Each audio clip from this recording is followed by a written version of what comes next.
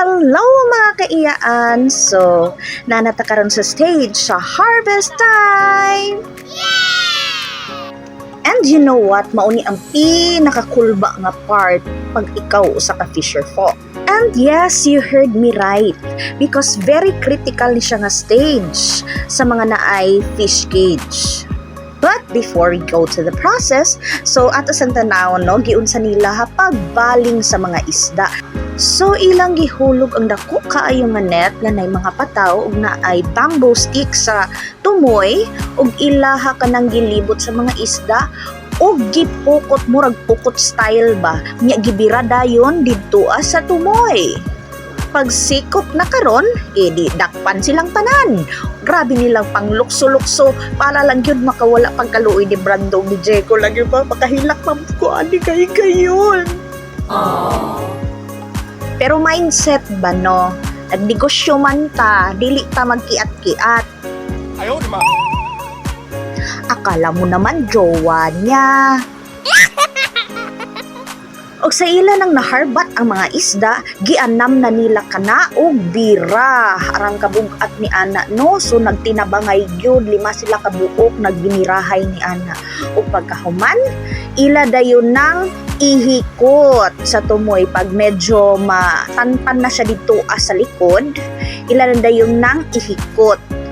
Og ibalik na po na nila og sulod ng maunga net nga taas manggod na kaayo siya ha og sa samang paagi ila na po dayon ng langoyon og ipalipot para masikop og usab ang mga isda.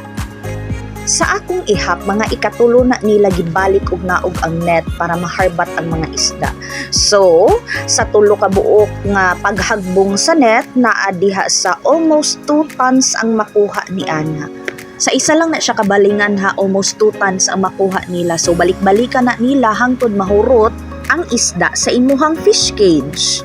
So depende na pila ka buok ang imong gitagak nga fingerling. Sa amo ang case is naa siya sa 21,000. Pero naapagi na siya death rate kay mga matay ang uban isda tungod sa sakit kay usahay pag magbaha-baha diha sa bukid paingon gyud ang tubig baha sa dagat, so maapektuhan ang mga isda, so muyelo ang ilahang gills mo na ilahang kamatyan. So sa amo ang case wala dayon namo nalapatan ang tambal, niabot siya og 6,500 kapatay.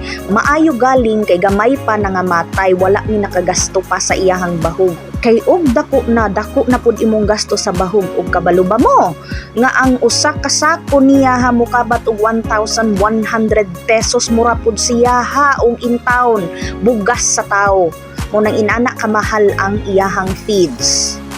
Ang iyahang feeds klase-klase. Mag-start siya sa starter, crumble, grower, ug finisher. Ug kung naana ka sa phase sa finisher, muhurot na imuhang isda og napulo ka sako sa 21,000 ka buok na isda.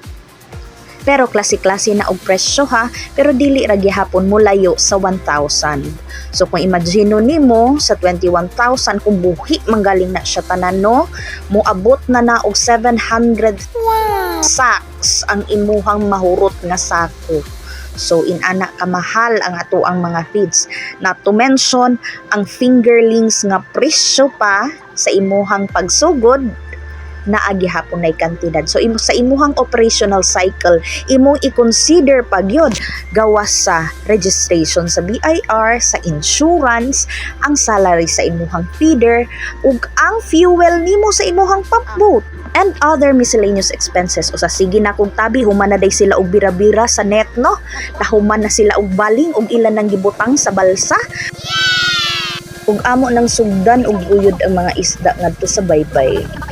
As I was saying kaganina, wala pa day nahuman si Manang og istorya. Okay, padayon ta. Istoryahan na to ang size ug ang weight. Pinakauna na diha ang kanang dili katubo ang imong isda. So daghay factors kanang dili katubo ang isda, pero ang number 1 gid ni ana, walay kaon ang isda. Wala matarong og bahog. Kay supposedly diyot-diyot na gid ang pagbahog ni ana labi na pagdako na. So kami paingon na diha sa baybay, duha ka buok pump boat ang nagguyod sa maong balsa ug naghuwat na diha ang amo ang buyer. So tungod kay medyo taob man, duol-duol ra ang pag-alsa sa mga bangus.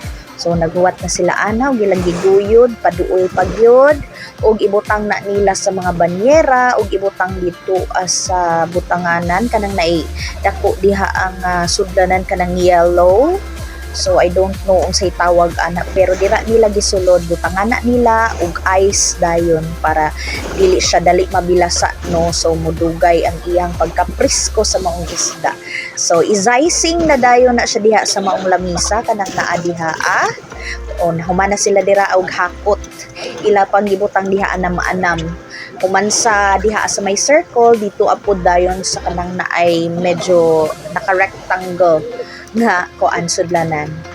So gisizing na dayon na siya gi-classify na siya as first, second, third, fourth, naabay very small o naapagyoy very very small. So 35 kilos per banyera tapos ihapon dayon na siya kung pila ka tons ang imuhang naabot.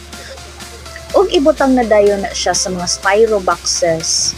So mauna siya diha og sa tumoy ni ana na i-track na dito na siya ibutang tanan mga boxes nga na package na nila. So kana siya nga panahon humanami ana og sizing. Nag-ana man pod mi og panghatag pod sa mga tabang. We have to return the favor aside sa ilang labor nga madawat. So maura to siya Salamat sa inyong pagtan-aw. Bye.